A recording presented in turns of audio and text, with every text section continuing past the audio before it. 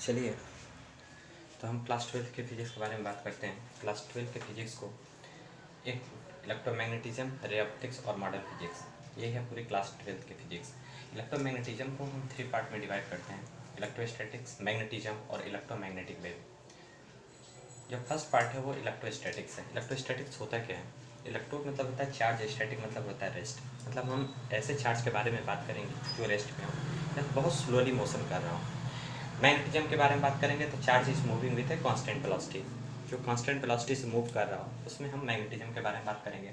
और electromagnetic wave मतलब charge is accelerated. ये जो टॉपिक है इलेक्ट्रोमैग्नेटिक वेव, ये बहुत कम है क्लास 12 की फिजिक्स में। तो अगर हम पूरी बारे में बात करें इलेक्ट्रोमैग्नेटिज्म में तो सबसे फ्यू पॉइंट वो है चार्ज। तो सबसे पहले हम बात करते हैं चार्ज होता क्या है। तो charge is a properties of material due to which, ठीक है, it's produce and experience electric and magnetic field in its surrounding. Electric and magnetic field in its surrounding. Charge is a properties of material due to which it's produce and experience electric and magnetic field in its surrounding। तो सबसे पहले हम electromagnetism में basically हम electrostatics के बारे में बात करेंगे। उसके बाद जब ये चैप्टर खत्म हो जाएगा तो मैग्नेटिज्म के बारे में बात करते हैं। तो चलते हैं, सबसे पहले बताते हैं इलेक्ट्रोस्टैटिक्स के बारे में। चलिए चलते हैं इलेक्ट्रोस्टैटिक्स के बारे में चर्चा करते हैं।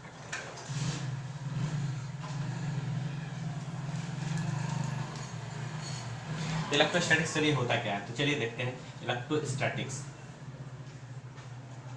काफी पेन खोल लीजिए और नोट्स बनाना शुरू कर दीजिए। इलेक्ट्रोस्टैटिक्स के बारे में हम बात करते हैं। इलेक्ट्रोस्टैटिक्स में बात करते हैं तो लिखेंगे study of charge at rest. मतलब इलेक्ट्रोस्टैटिक्स से जब हम बारे में बात करेंगे तो लिखेंगे उस चार्ज के बारे में बात करेंगे जो चार्ज क्या हो, रेस्ट पे हो। Study of charge at rest मतलब या तो चार्ज बहुत स्लोली मोशन कर रहा हो तो हम बात करेंगे तो कहेंगे इलेक्ट्रोस्टैटिक्स है, और चार्ज अगर कांस्टेंट वेलोसिटी से मूव कर रहा है तो कहेंगे मैग्नेटिज्म है। तो इलेक्ट्रो मतलब चार्ज, स्टैटिक मतलब study of charge at rest. अब बात करते हैं, जब हम चार्ज के बारे में बात करें तो चलिए कुछ प्रॉपर्टी भी जान लेते हैं चार्ज की क्या क्या प्रॉपर्टीज होती है। तो लिखते हैं properties of charge. Properties of charge.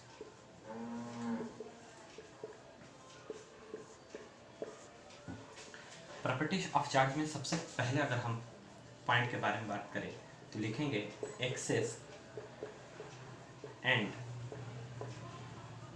Deficiency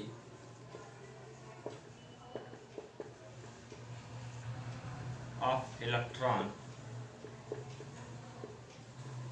in a body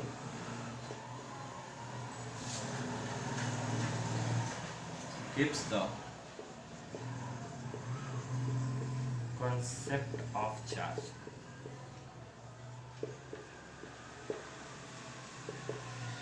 कहने का मतलब क्या है कि किसी बॉडी में या तो इलेक्ट्रॉन के एक्सेस हो जाए या डिफिशियंसी हो जाए उस बॉडी में, तो चार्ज के कंसेप्ट को कहता है।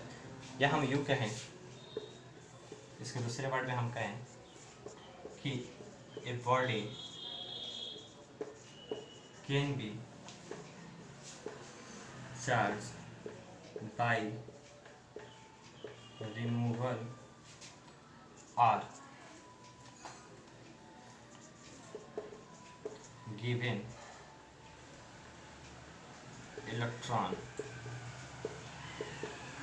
in a conducting body। या तो यूँ कहें कि अगर कोई बॉडी चार्ज हो रही है या तो उसमें से इलेक्ट्रॉन निकाल दें या तो उसमें से इलेक्ट्रॉन दे दें तो बॉडी चार्ज हो जाएगी। मान लीजिए कंडक्टिंग बॉडी है, ये कंडक्टिंग है, ठीक है। अगर इस बॉडी में मैंने इलेक्ट्रॉन निकाल दिया, इसमें इलेक्ट्रॉन को रिमूव कर दिया, ये बॉडी क्या होगी, पॉजिटिवली चार्ज। अगर ये कोई कंडक्टिंग बॉडी है, अगर इसमें मैंने इलेक्ट्रॉन दे दिया तो ये हो जाएगा नेगेटिव चार्ज। वैसे भी एक कंडक्टर में जितने प्लस होते हैं उतने ही माइनस होते हैं। मतलब कंडक्टर इनिशियली कंडीशन में न्यूट्रल होता है, ऐसा नहीं उसमें चार्ज नहीं होता है। तो इनिशियली कंडीशन में क्या होता है, न्यूट्रल होता है, मतलब जितने प्लस है उतने माइनस है। लेकिन अगर कोई बॉडी चार्ज है तो तभी चार्ज हो सकती है, या तो उसमें मैं इलेक्ट्रॉन दे दूँ या तो मैं उसमें से इलेक्ट्रॉन निकाल दूँ। ठीक है, तो हम ये कर सकते हैं। चलिए इस बात को और थोड़ा सा सिंप्लीफाई करते हैं, थोड़ा सा कंसेप्ट को और आगे बढ़ाते हैं।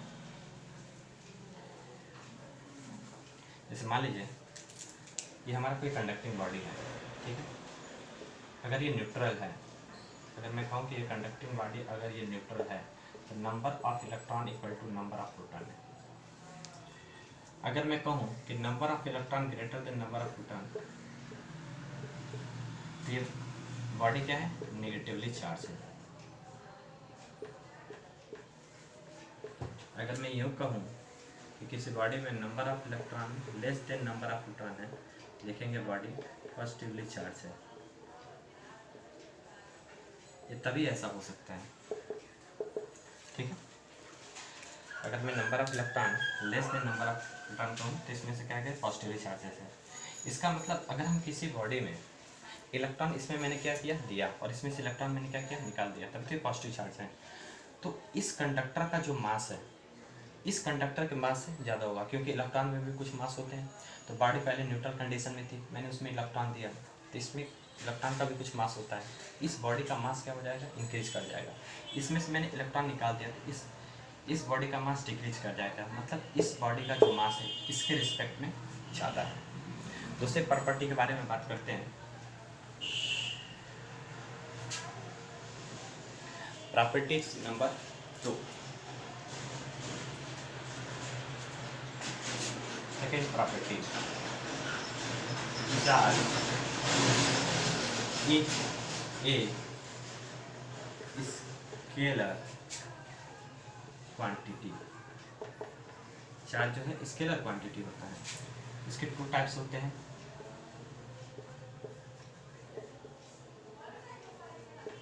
चार्ज के 2 टाइप्स होते हैं। फर्स्ट पॉजिटिव चार्ज और सेकेंड नेगेटिव चार्ज। तीसरी point, charge is conserved.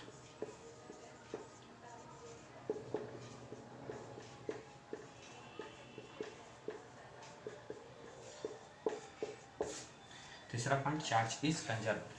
Conserve का मतलब charge is neither create nor destroyed, only transfer one body to another body। सुधार लीजिए पहले आप लोग। अगला पॉइंट के बारे में हम बात करें।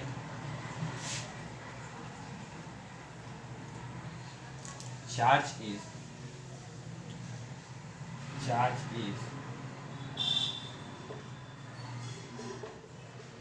always associated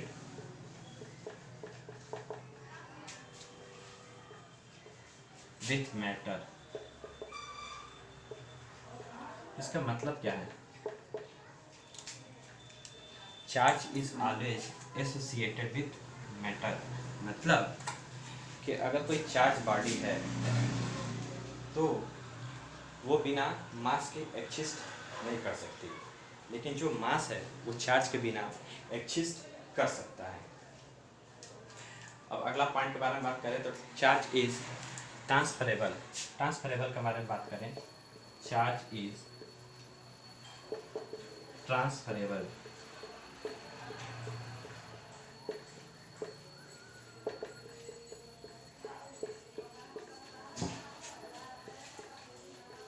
Charge is transfer